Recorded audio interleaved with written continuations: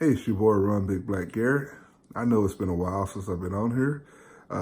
As you know, I want to thank a lot of you guys. I had surgery, and it's really had me out for a few weeks. And when I'm going through something like that, I don't really take the time to post that much. And as I've said many times on this YouTube, this is not my life. I'm not a professional at any of this stuff. So that's what's been happening. I am healed up. The doctor has actually released me to go back to work, even though I've been back to work for about a week now. But I have been taking it easy. I plan on putting out some videos on working out and doing some other things on down the road, so be prepared for that. But that's an update. I'm doing well. The reason I wanted to come to you today, though, is because a lot of you don't know that over the past year, I've lost a lot of friends. I don't know what it is about 2018, why I've lost so many friends.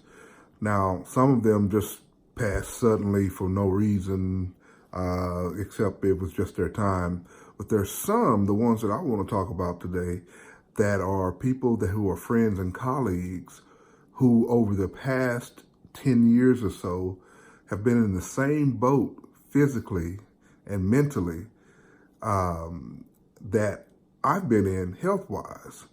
And it's one of these things to where they struggled and I struggled together, and we just put it up to being older, in some cases being African Americans, because these are the things that the doctors say we're going to struggle with. I've heard the same thing from people who are of different races, my white friends, who historically these diseases they suffer from. Same thing from people from other countries, India and Pakistan and a whole bunch of other countries who they historically suffer things from, just because the doctors say this is how it progresses as they age. All of these historical things of different people that I know. And what's sad to me is that they see my increase in health suddenly against the doctor's advice. Most doctors, a lot of doctors are coming around, by the way. And as a matter of fact, the dietetics associations and all of these things around the world the evidence is just so clear now that they're starting to come around, and the links to them having all of these links to being funded by big food, big pharma, and all of these other entities, they're coming out. And people are starting to get upset, realizing that their health is being compromised quite often for profit.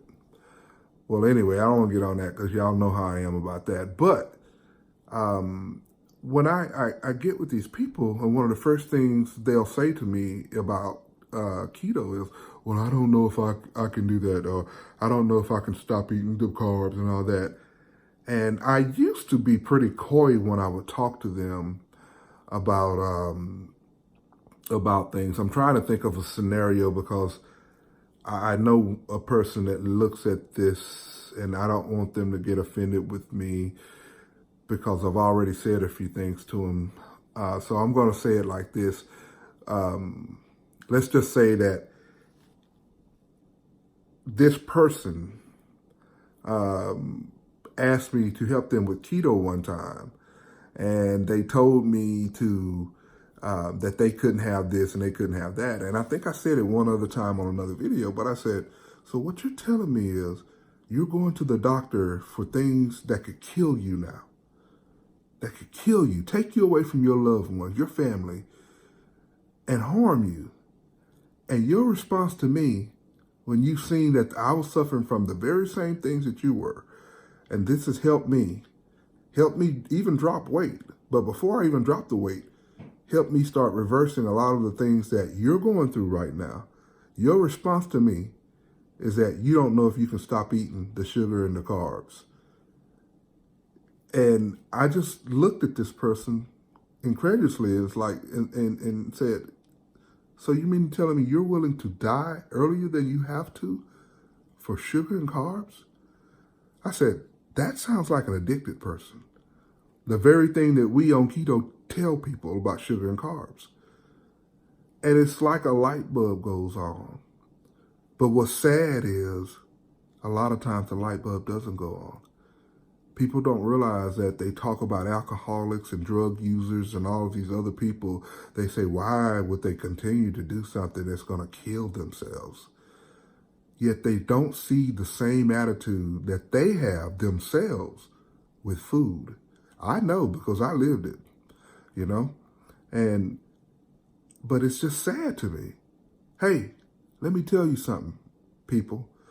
And if this is the last time that you're looking at this channel, because I'm being honest with you, so be it. I don't do this for money. I don't do this for profit. I do this for you. I do this to let you know what I've done and what others have done to increase their health and stop suffering from a lot of the things that the doctors have allowed us to suffer from. It doesn't mean that all doctors are bad. They've been taught the wrong way. The sad thing for me about a lot of these doctors is they're so intelligent, but they won't look past the financial compensations that they receive, or they're so set in their ways that they won't use that big brain that God gave them to go and look at the evidence, you know, or they're so overworked. A lot of times, let me tell you something, there's a lot of good, honest, hardworking medical professionals out there that are just so overworked that they don't have time to go out and look at the evidence, you know. Sometimes it's just pride.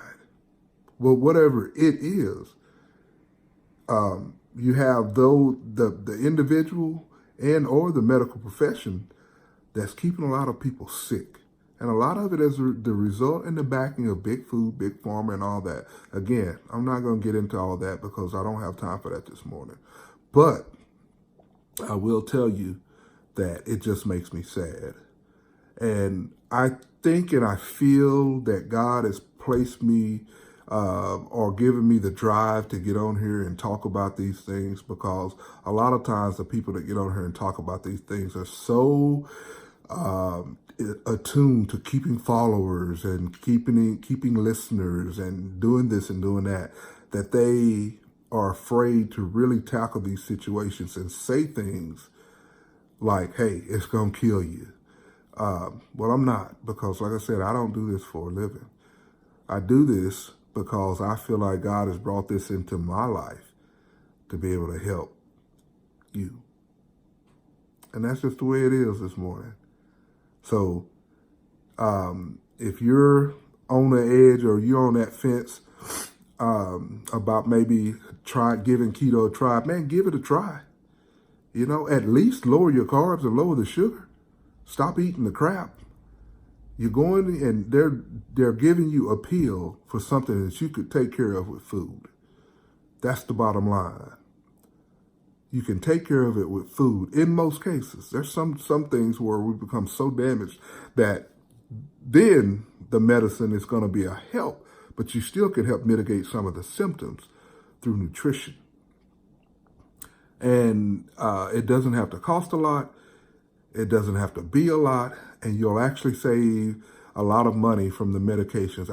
My prescriptions and all that stuff down 90 to 95% since I started keto. My medical bills down 90 to 95%. Heck, I with the savings from medication, I could eat all the whole foods and everything else that I need and want. And you know, if you extrapolate that over to your situation, all the things you think you can't buy when you have to when you can quit buying insulin or quit buying a ton of insulin, you can afford a grass-fed steak or other organic and this and that if you quit that. And it just takes a short while. So that's my message today. If you're thinking about transitioning over to this way of life, give it a try. And when I say give it a try, I don't mean give it some half-butt try. Give it a sincere try. Your health is worth it. You are worth it.